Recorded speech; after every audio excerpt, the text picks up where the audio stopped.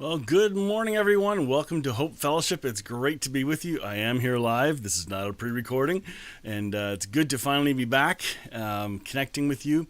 Lots been going on the last number of weeks, so it'll be fun to do some catching up. We're going to dive right into our updates, and then I'll get your comments in just a few minutes. So, dieting. How's your diet going? Well, not good. I had eggs for breakfast. Scrambled? No, Cadbury. Terrible. I know. Sorry. All right, birthdays. We've got a bunch of birthdays. Saloma, we forgot your birthday because we didn't know it was your birthday on the 14th. So happy birthday to you, a little bit late. And then we have Zach. Happy birthday. It looks like your brother also has his birthday coming up in the next 7 days. So that's fantastic. And Rod, happy birthday to you. Ken in St. Jacobs, happy birthday this week. Isaac, happy birthday. Elizabeth, happy birthday. I know you're watching because you said hello. Jonathan in London, happy birthday. Mike, happy birthday. Scarlett, happy birthday. This is like one of our largest lists for birthdays that we've had in a while, so kind of cool. Anniversaries. We have Ed and Janet had their anniversary on the 18th, so happy anniversary to the two of you. Your family's awesome. And Gordon, Janessa, you're having your anniversary in it just happened. Wait a minute, you're getting a double. I think you're getting a double attention. That's right, because we did it last week. So happy anniversary to you guys as well. And I think there are no other anniversaries that I am aware of. If we don't have your information, send me a quick note. We're not, this is just about celebrating with you. If you want to keep it private, no problem. And we can remove it if you don't want it up there anymore. It's no big deal. We just want to celebrate with you. And sometimes it's nice to be aware when someone else is having a special week or a day. So that's what that's for. Usually we also honor memorials, those who've passed away. There are no deaths to remember today in the next 7 days, so that's good news. We are going to do our after church coffee, so I sent an email out this week, so use the new link, or not the new, but the link I've been sending out, and please join us for our after church coffee chat. Eager to connect and say hello to a bunch of you because I haven't chatted with you for quite a while, so this will be a lot of fun to catch up again. Reopening update is the same gibberish. Bleh, not a clue. We just don't know. In fact, the fact that all of Ontario was supposed to open up and only 2 places are not, and we're one of them. Like, we're second to Toronto. We did have first place for a while, so, that's kind of interesting. First place for the most cases in Ontario. Anyway, we're not going to get political about it. I'm just going to have fun with all this, okay? But as far as reopening, we're going to have a leadership team meeting in July. And we'll let you know what the plans are. We are not in a rush, and it's summertime. So, really, some folks do want to get together, and we'll try and find a way to make that happen. But we're going to try and do this well because it's been a long time since we were open. I think the last time was December. I don't know. I don't remember. So anyway, that's kind of what's going on. So not a clue.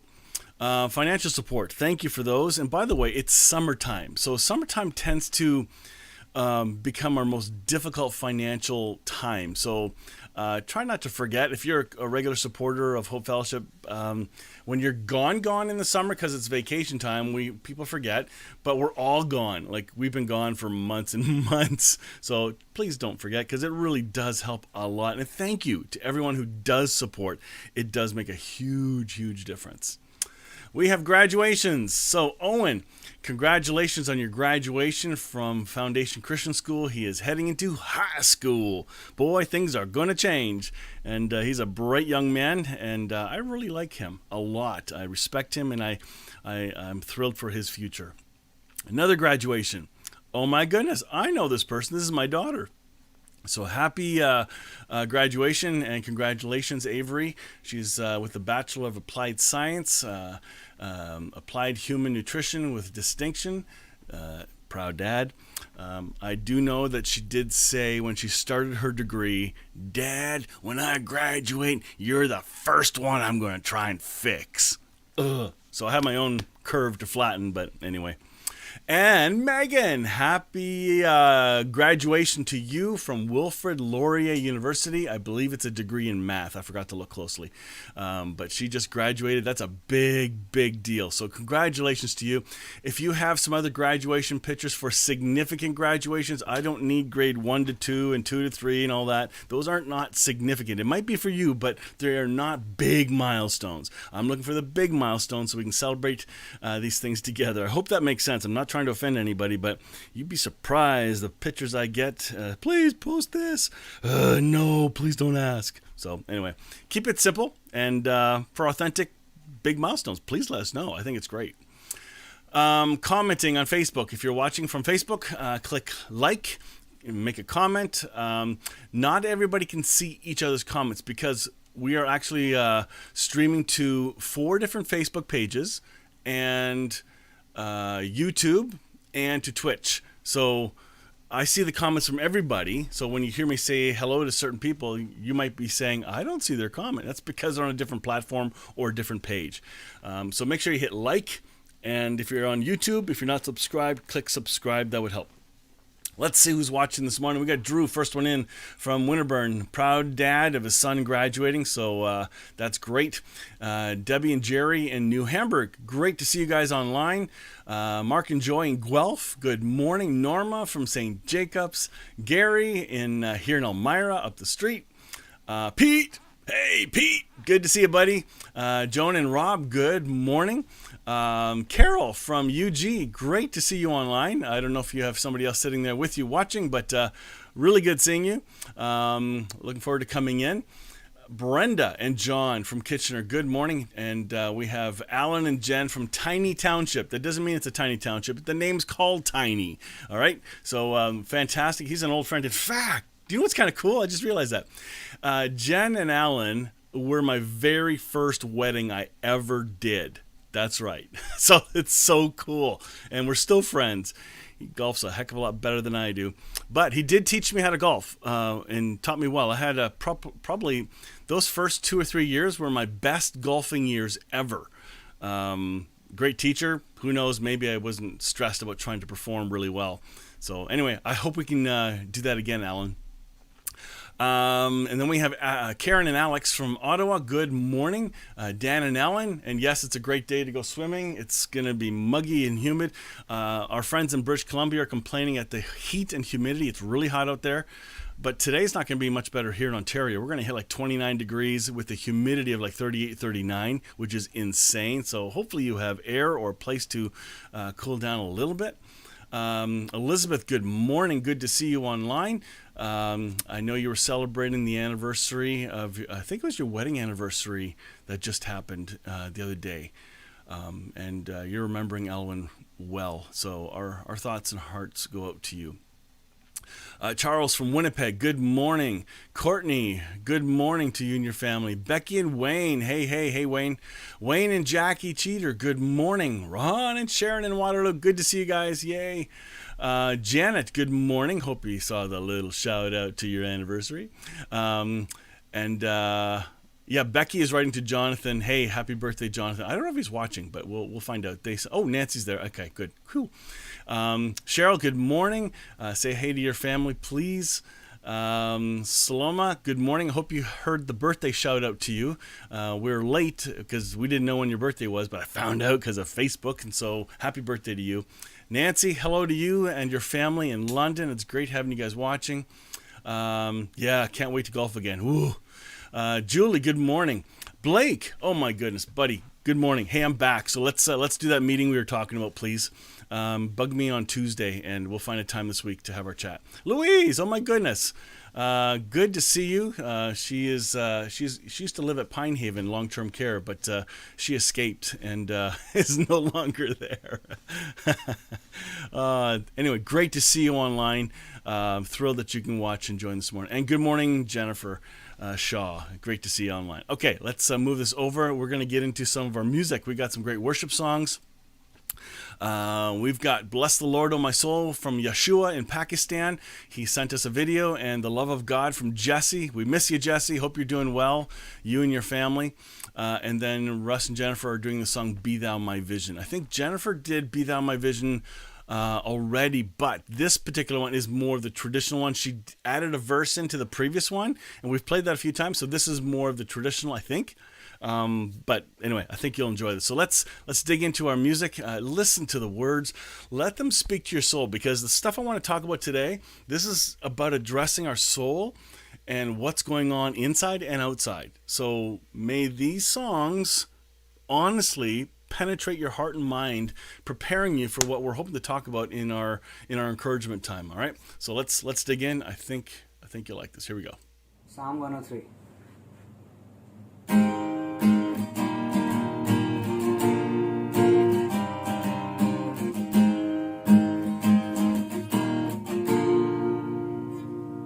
Bless the Lord, oh my soul, oh my soul. Worship His holy name. Sing like never before, oh my soul.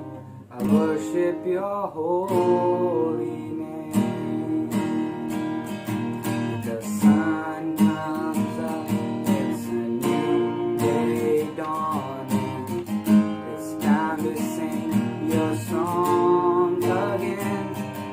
Whatever may pass and whatever lies before me, let me be singing when the evening comes.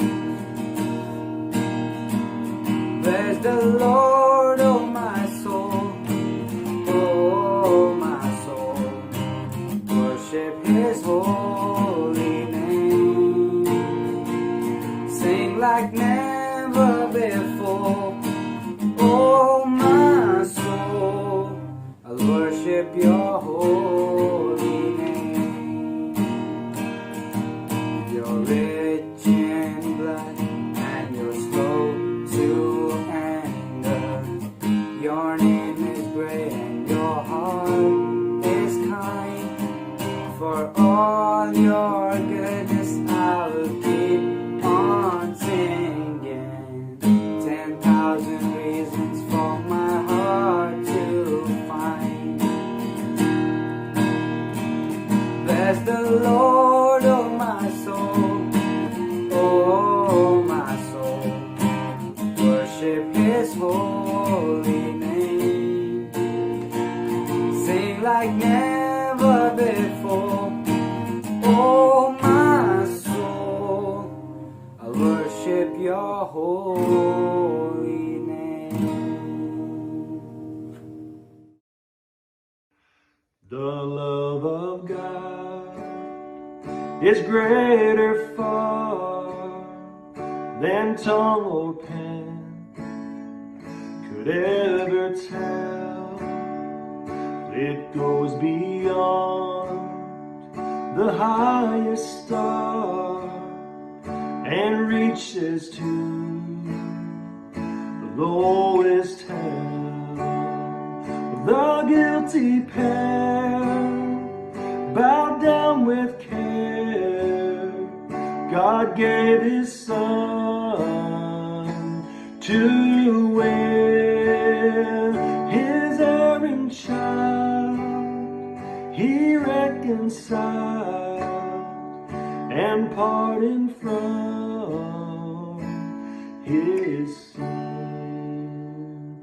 Could we with thanks the ocean fill, and were the skies a parchment made, were every star on earth a quill, and every man a scribe by trade, but to write the love of God above would drain the ocean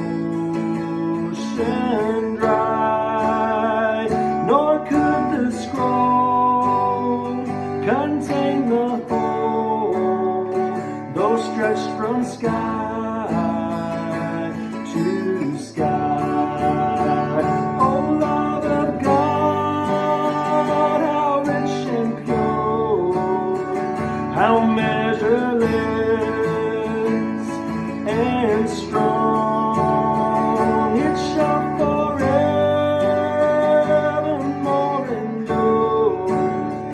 the saints and angels song. Well, it shall forevermore endure, the saints and angels song.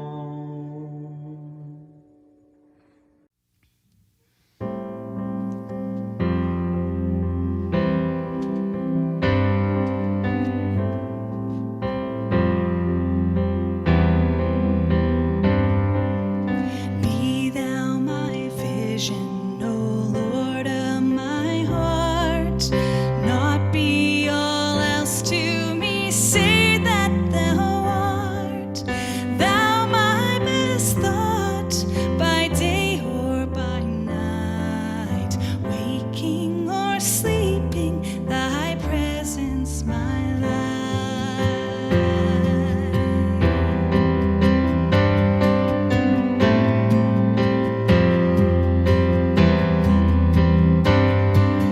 Be thou my wisdom and thou my true word.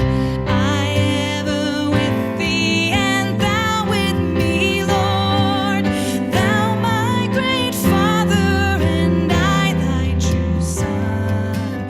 Thou in me dwelling and I in thee one. We are one. Open my eyes to see, unveil my heart to thee, Spirit of God, awaken me. You are liberty. Come alive to me.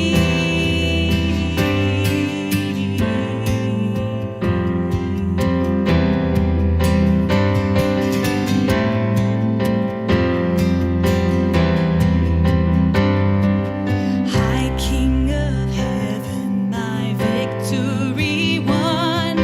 May I reach heaven's joys, oh bright heaven's sun. Heart of my own heart, whatever befall, still be my vision, oh ruler of all. Ruler of all, open my eyes to see, unveil my heart to thee, Spirit of God, awaken me. You are liberty. Open my eyes to see, unveil my heart to thee, Spirit of God, awaken me. You are liberty. Come alive to me. You are liberty. Come alive in me.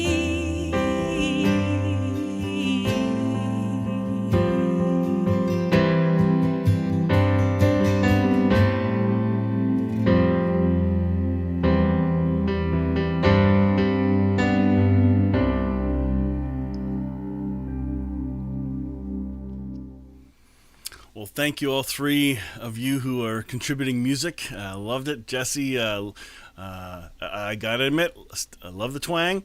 And I think that hymn, particularly that you sang, it's a lot of people love it. I love it. I'm gonna guess Elizabeth loves it. But anyway, it's a powerful one. All right, it is time for a kid's story. We've got David and Goliath with Mike and Julie. I love Mike's encouragement of his wife at the very beginning, bottom corner, giving her the thumbs up. So let's enjoy this. I love it. Here we go, David and Goliath for the kids and adults who are still kids.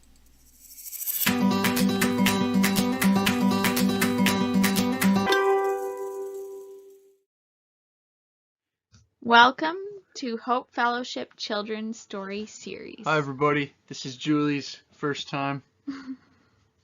Go for it. Okay. Okay, We go. see.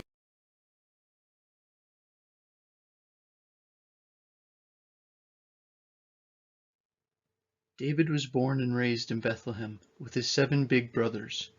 He grew up as a shepherd by grazing sheep in the most beautiful grasslands and forests. David worshipped the Lord and sang songs to glorify the Lord.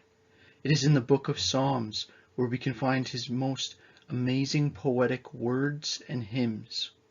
As time passed, David became the most handsome and smart young man of the town with extraordinary talent in music.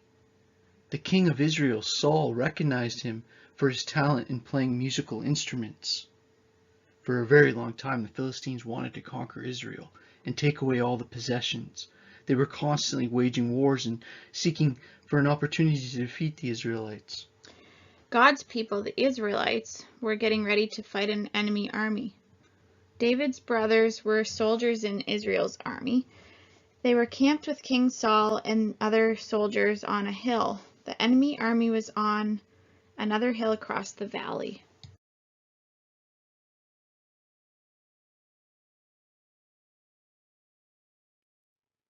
The enemy army had a soldier named Goliath.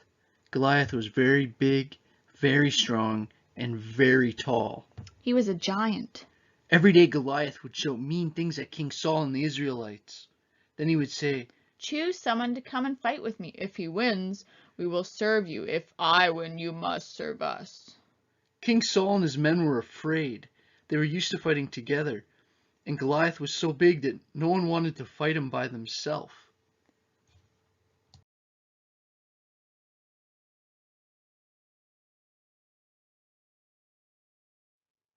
One day, David came to the camp to bring his brothers some food. David heard the giant yelling.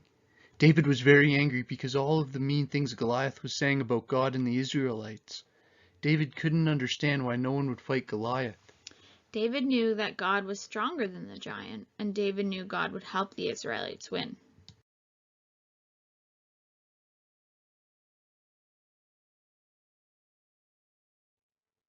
One of the soldiers told King Saul what David was saying, so King Saul sent for David. When David arrived, he told King Saul, "I will fight Goliath." King Saul said, "You can't do that, you're just a boy." But David answered, "When I was taking care of my sheep, I had to kill a lion and a bear. I know that the Lord who helped me will protect me from lions and bears and will help me fight the giant."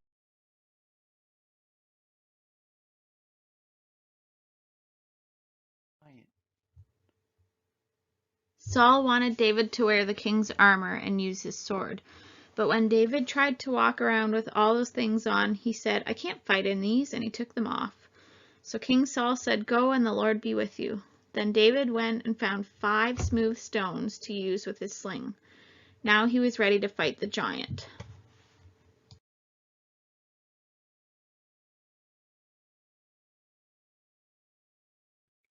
When Goliath saw David, Goliath got angry. He thought the strongest and biggest soldier in King Saul's army would come out to fight him. But this person was just a young man. He didn't have a sword.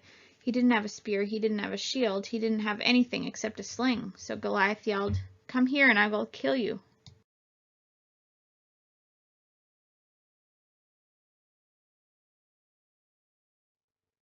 As the giant came closer, David ran towards him. David put a stone in his sling and shot it at the giant. The stone struck Goliath in the forehead. Goliath fell down dead. When the army saw what had happened, they were afraid and started to run away. King Saul and his army chased after them and the army and killed them. David trusted God to help him, and God used David to help save the Israelites from the enemy army. The end. Thanks for listening, everybody. Have a great week. Alrighty, well, thank you, Mike and Julie, for sharing that story. Great images, and that's wonderful. Thank you. I have a hunch. I think we're not going to have kids' stories for the summertime. We're going to just pick that up again in the fall, depending on what happens and depending on what reopening looks like. So I think that might be the last one. We might throw a couple in over the summer because we've got the clips. We might as well use them, but we'll see. Just a heads up on that. All right, it is time. Oh, we got a couple people saying hello. I'm going to say hello to Robert from Windsor. Good morning, Robert. Thanks for chiming in. And we have Sandra from the UK joining in. Good to see you. Thanks for commenting just now because I'm jumping into our message time, and so I don't want to get too distracted. So I'm glad you're watching from the UK. It's really cool. All right, let's get in. Don't give up. Love wins. Hope wins.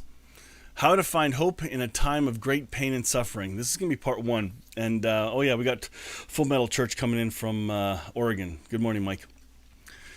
Don't give up. Hope wins and love wins. This is inspired. Okay, some of my sermons are inspired from my wife, all right? It just happens. She kind of says, well, this is what I'm sensing is going on. And she was right. There's a lot of stress going on right now in our culture, and advice that is very, very difficult. It's just difficult to navigate all the pressures of you name it. I'm going to talk about this. I want to have a discussion with you this morning on this. This isn't so much the first part is more of a discussion with you of my observations of what I see going on. And maybe you'll join me in seeing these things, and maybe we can find a hope-filled way or hope-filled perspective on how to not allow these negative distractions and darkness to cloud our minds. So here's the first one. The pace of change is frustrating. I've had discussions with people that are on all sides of the spectrum when it comes to vaccinations, media, anti-vaxxers, you name it, on all. I have friends in all those camps, and they're friends. We're still friends.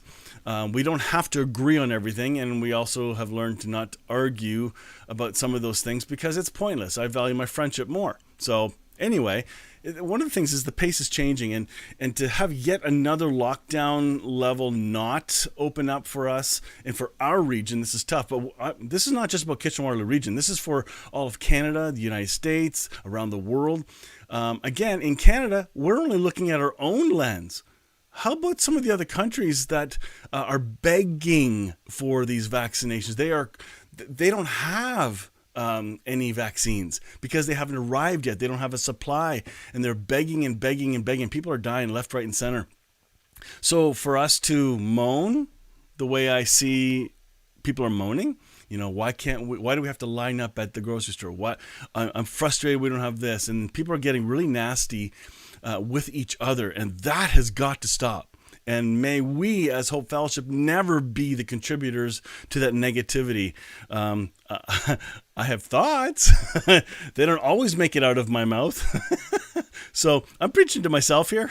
And I think it's good that we all acknowledge we are not alone in our frustrations.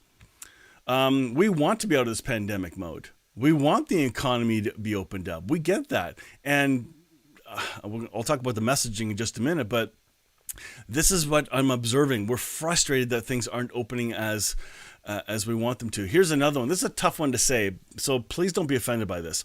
But there are many who are frustrated with the flaunting of rules and how to buy in or dig in. Like, do we buy in and just say, okay, fine, I'm going to join all the rule breakers and just meet because I'm tired of this, which I'll address in a second, or do we dig in and just continue to be responsible citizens and try to follow the guidelines as best we can? Now, some of you don't like what I'm saying, and that's okay. Bear with me. You know my heart already, but I'm taking this somewhere. This is important because we need to acknowledge there are those, honestly, if you want to healthily navigate through this, you must at least acknowledge the frustrations of others. That's why I acknowledge those who are saying, look, I want to meet. I don't care what anybody thinks. I'm finished with the masks and all that stuff. I acknowledge that. I may not agree, but I acknowledge that as an authentic emotion and a concentrated thought that is captivating us. But I'm concerned about what those thoughts will do to us, which is why I'm doing this series. There's more to this. Another observation. This one will be good. Who do or can we believe? All right. This is one of my super frustrations. So we have a distrust of media and governments. I'm picky about wording. So when I hear a phrase of somebody making an announcement, I'm listening carefully to their articulate word. Let's say it's one of the doctors talking. And then comes the media questions. And they take the exact wording and twist it to mean something different, making the person answer differently. And suddenly we have a real mix of messages. All right. I think the media, I think you're not helping.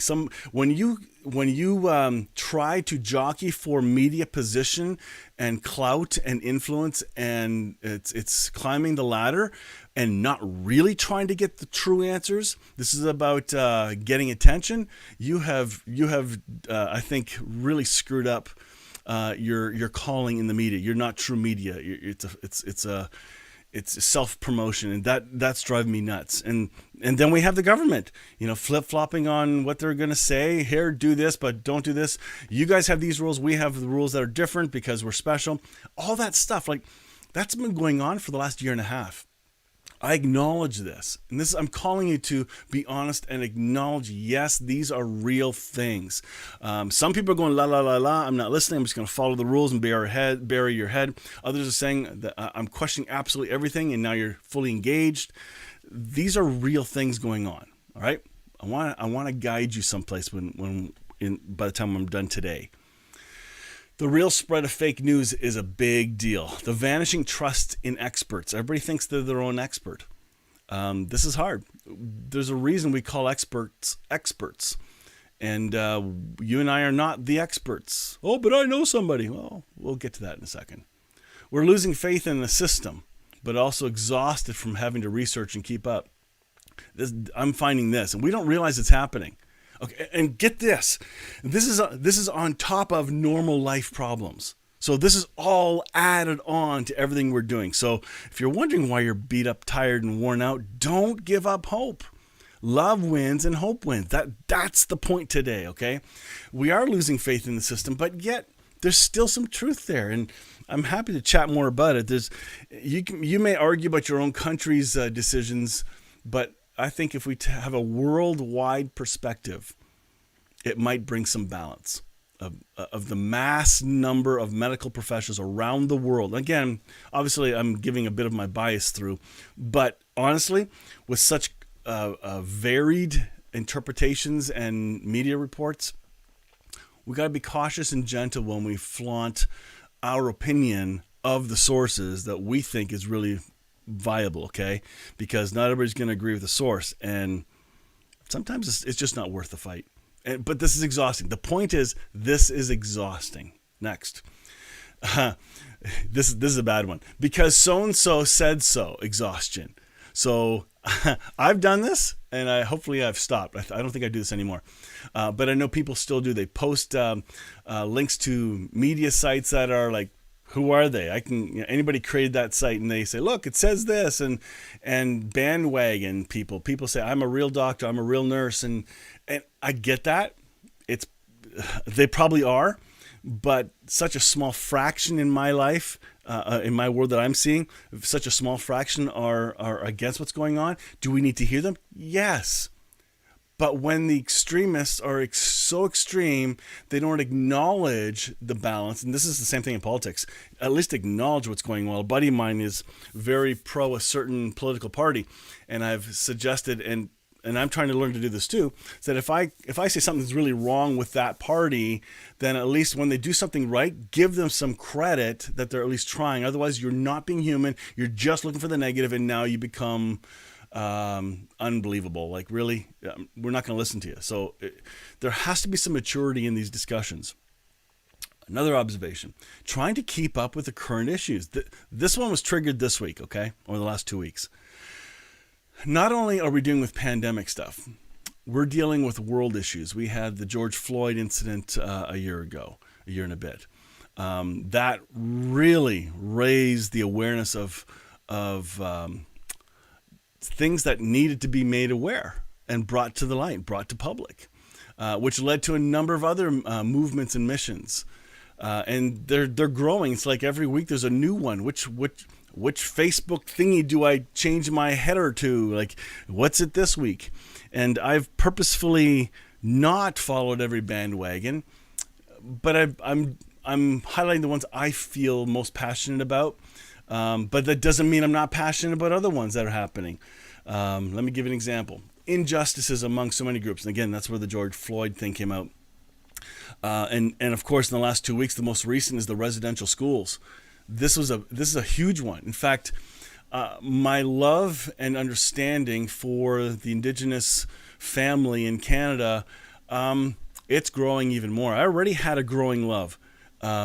As my vision of who God is and how God lives in us all, and his light shines in us and lives in us, and seeing that in all people and all of creation in this, I think the Indigenous community can teach us Westerners so much about oneness with nature, understanding, circle of life, things like that. And here we have the extreme pain of colonialism coming in, ripping families apart, and now to find mass graves. All right, the first one was 215. The next thing that was found last week was 751 unmarked graves, which is different than mass grave. You'll have to listen to the news reports and discern the difference. But the media people asking questions are mixing up the terminology, and it's not helpful. There is great loss here. There are families that don't know where their relatives are. This is time for us to not try to be right, but to listen. Really. I'll cover that in just a few minutes, but this is a big one. Equity and inequality front and center of our news. Like, this is revealing so much. And even I had, listen, this is going to be embarrassing to say, but I actually had really good trust in the government that they were really trying to help. Now it's like, I wanted to believe that. And now I see that we as Canadians, or whatever country you're in, we do need to stand up and speak. We need to call our politicians to account. And when we don't, and I'm speaking to myself here, when we don't send that email and make that call, we're not helping things.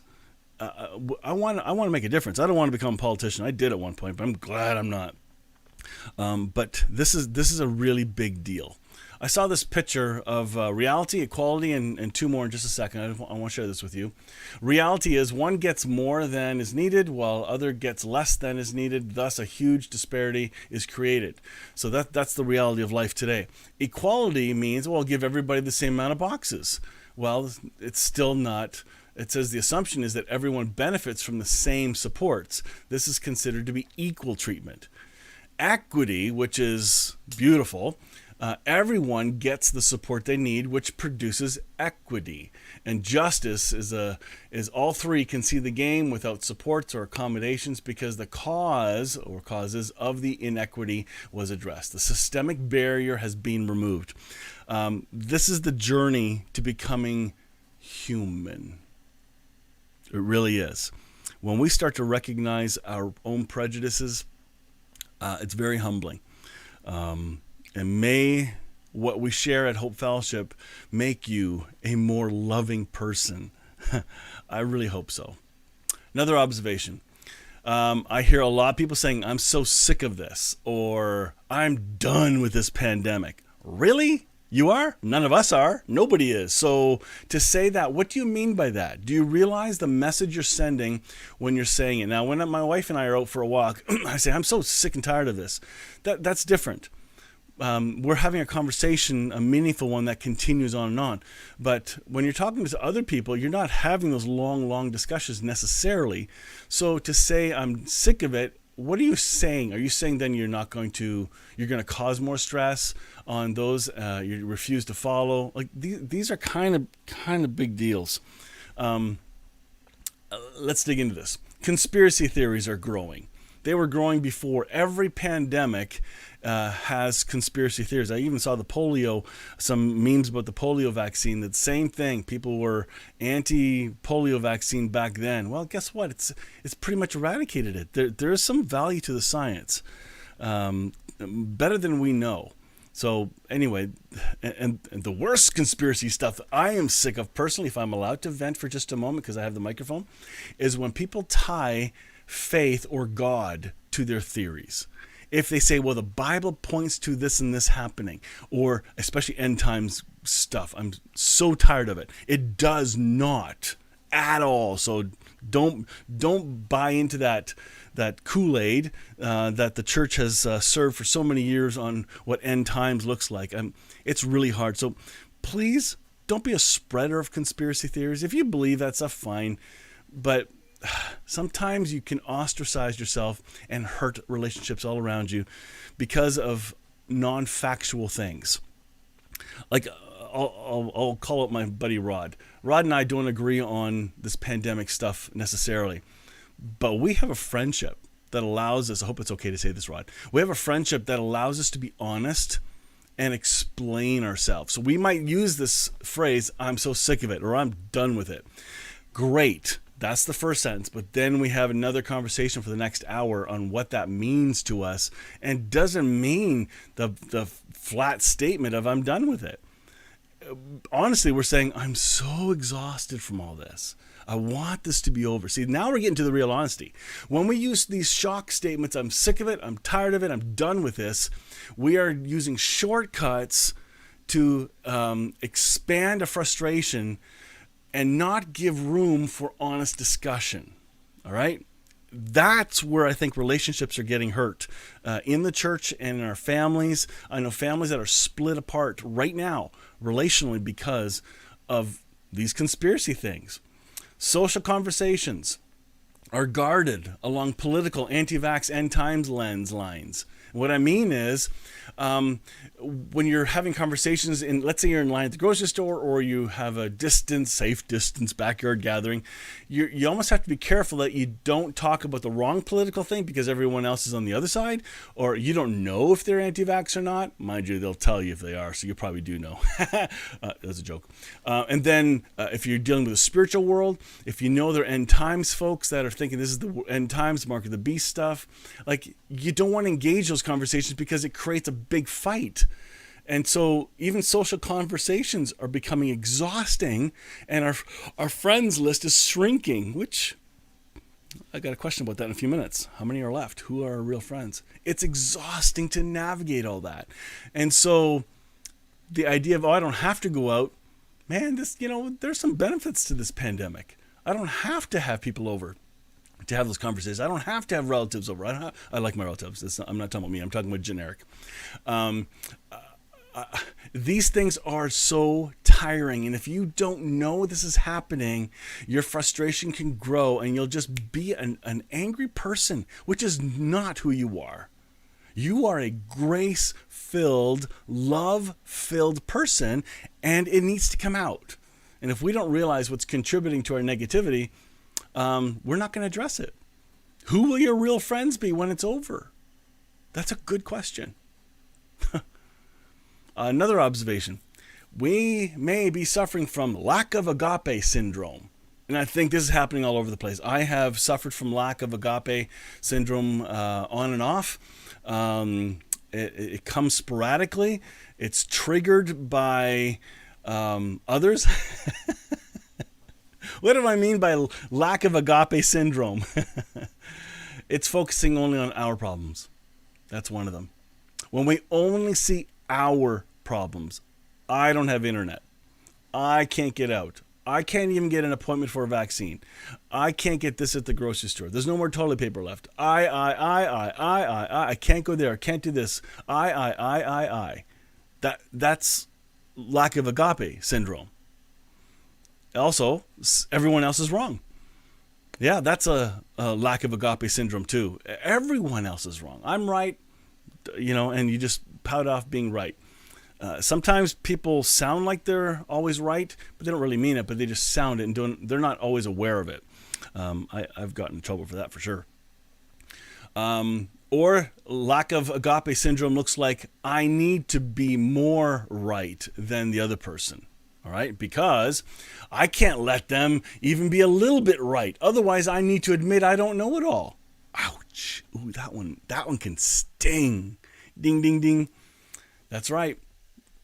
We want to be right. We want to be part of the in group, and I think that happens in the Christian world, in the religious Christian, in churchianity. Listen to this. There is a huge emphasis in the evangelical church to be more right than everyone else because we know better than the world. It's us versus them. They're going to hell. We're not, because we know more than and better than they do. That disease has trickled into every area of life. Being more right and having to be right and not admit that we're wrong. We are blind to or quickly turn away from difficulties that we don't understand. So when there's something that comes up, even in the news, even with this Indigenous issue going on in Canada, it's easy to turn the channel and do nothing. But I'm begging you, please don't turn the channel. Listen more. If we don't begin to feel the pain and the emotion, we're creating a problem. I saw a meme the other day that summed it up well, and I could not find it. But the idea is when we stop feeling, the psychological, mental health issues begin to increase. The suppression of choosing not to feel, not to empathize, will create mental health issues for us. Okay? This is a huge deal. Anyway, next. Blaming someone else is easy. We love blaming everyone else. It's the government's fault. It's so-and-so's fault. It's that news channel's fault. It's the prime minister's fault. It's the president's fault. It's our politician's fault. It's the doctor's fault. It's the war table's fault. And we can blame. But here's what's happening when you're blaming everyone. You're lacking agape. You're presenting a syndrome that is not who you are. Don't let this disease affect you, all right? It's eradicated instantly through a change of belief, a change of mind. Hope this is making sense. Here's something else important. We have never done this before. Don't beat yourself up for what you don't or didn't know. Some of us need to be told that today. One of you, two of you, three of you need to hear that. We've never done this before. We've never been here before. Or for the lack of skills. Don't be upset about that for the lack of skills to navigate this perfectly. I like to make sure I plan well. I'm a super planner. I like to have backup plans for the backup plans for events. That's the way my brain works. And there are times where, man, I did not foresee this, and I beat myself up for this. Don't do that. It's unhealthy because you're self-absorbed. And again, it's the lack of agape syndrome.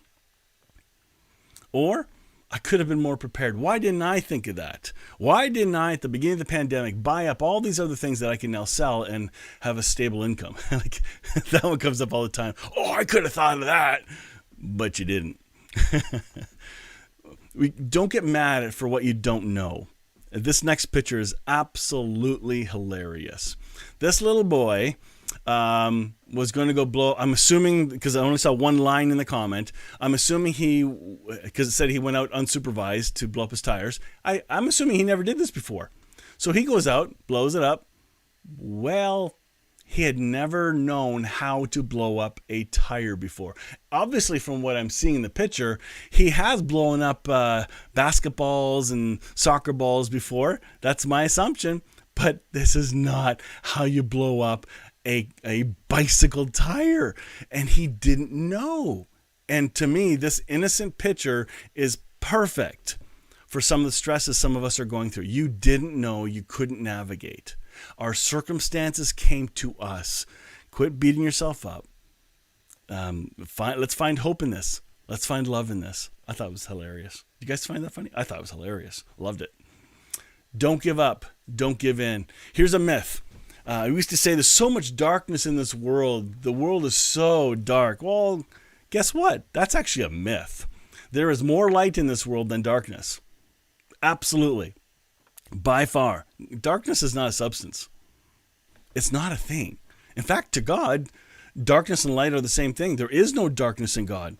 Ponder that one. That's for another sermon. But please, if you're thinking, oh, there's so much darkness in this world. And by the way, when we believe there's so much darkness in the world, by saying that, we are affirming a lie. We are now looking for, by affirming that, we are looking for all the things that are negative and bad in our world, and we take our eyes off of the good. That's a natural thing that happens right away. What you look for, you will see. So if you say there's so much darkness in the world, what are you looking for? Darkness. I remember buying a Hyundai Sonata, and I have a Santa Fe now. When I got my Sonata, it was a nice red one that was promoted at the Super Bowl. I loved it.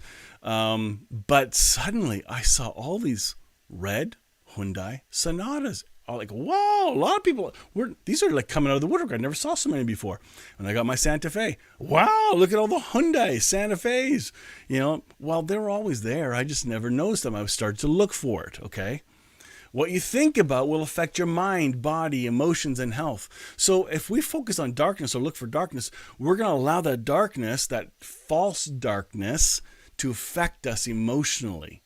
It'll affect your thinking. It'll actually affect your body physically. It'll affect your emotions. It will affect your health. This is why it's so important to wake up and be aware. I'm not talking about being awoke. That's not a wise thing to engage in. Please avoid the woke conversations, because it's coming from somebody who thinks they know more than you, and you better think like them or you're not woke. Okay, that's judgment, and judgment's a terrible thing to do. By the way, I'm gonna air a conversation this week with Richard Murray about judging. I think you're gonna like that. It might fit into this really well. What you focus on will come out of you in behavior, and others will notice. If you focus on darkness, focus on conspiracy, focus on negativity, focus on all that is wrong, you're going to become more and more bitter and angry, frustrating. If you're wondering, ask your spouse. Give them permission to be honest, though. There have been times where Lori has told me, Mike, you're just so short and sharp. It's like, I am not. Or sometimes I said, I am not. But then I realized, shoot, is that what I sound like? Have I progressed emotionally, and are frustrations building up that I am unaware of, and now it's coming out to my family? They all see it. They all know it, but I don't know it. I think I'm fine. Well, it's likely, and I'll say this for sure, I guarantee this, that those that are frustrated right now with this pandemic stuff and all your frustrations, and this is all you're focusing on, you've likely become quite negative, and everyone else around you knows it. It's time to come back to being who you are. It's time to get healed from the lack of agape syndrome. This is a call to live out of your true identity. Here's another myth. We think that people are just bad. There are just some bad people, unredeemable. There's no hope for some people. Well, it's a lie. There is goodness and light in all people. That's right. In fact, there we go. Yeah, Full Metal says, you can't see the good if you let darkness in. Well, darkness just blinds you. So ask Jesus to reveal his light again. Boom, suddenly you'll see light and go, oh, what was I thinking? There is goodness and light in all people. Those that don't display goodness, listen, are focused on all that is not good. So when you're seeing behaviors that don't reflect true love, that means that's what they're thinking on and what they're focusing on. You are the light of the world. Be light. This is the call today. This is the point. Don't give up. Don't give in. Love wins. Hope wins. Don't give up. Please don't give up. And if I have annoyed you with some of my sways and biases, I'm really sorry. Please go for the heart of what I'm trying to share here. Usually I'll trigger something, but please move beyond the trigger quickly. Keep going. There's a reason I'm mentioning all these things, because I'm not the only one thinking this and mentioning them. And if it's triggering you, maybe this is exactly what you need to hear. Another myth, it won't make any difference if I, try and be more agape focused. Oh yeah. When we focus on hope and light, we will change and impact everything around us and everyone around us. I just think of going into work, grumpy coworker or positive coworker. Each one changes the mood of the room when they enter. Which one are you? Just think about this. This is huge. I'm going to end with this. I got too many more slides left, but I'm going to have to end here. Two verses, two translations from first from the NLT and then from the Passion Translation. Jesus is our hope. Jesus as our hope. And this is from 1 Timothy 1-2. This letter is from Paul, an apostle of Christ Jesus, appointed by the command of God our Savior, and Christ Jesus, who gives us hope. So he's already given it to you. You're not lacking hope. You actually have it. But I don't want it right now. I don't want to see it because then I know I have to change. And you know that attitude? Yes, we all do, because many of us are parents. We understand. We like to pout. It's more fun to pout sometimes. Well, it's only for a time, only for a season. I'm writing to you, Timothy, my true son in the faith. May God the Father and Christ Jesus our Lord give you grace, mercy, and peace. If you're not living from peace, then you're not focusing on agape. It continues from Paul, an apostle. This is from Passion Translation. From Paul, an apostle in Christ Jesus, for it was Jesus himself, our living hope, who sent me as his servant by the command of God, our life giver. Timothy, you're my true spiritual son in the faith. May abundant grace, mercy, and here it is, and total well-being or peace from God the Father and the Anointed One, our Lord Jesus, be yours. The Hebrew concept of peace includes health, prosperity, and peace of mind. Please don't be unaware of all this.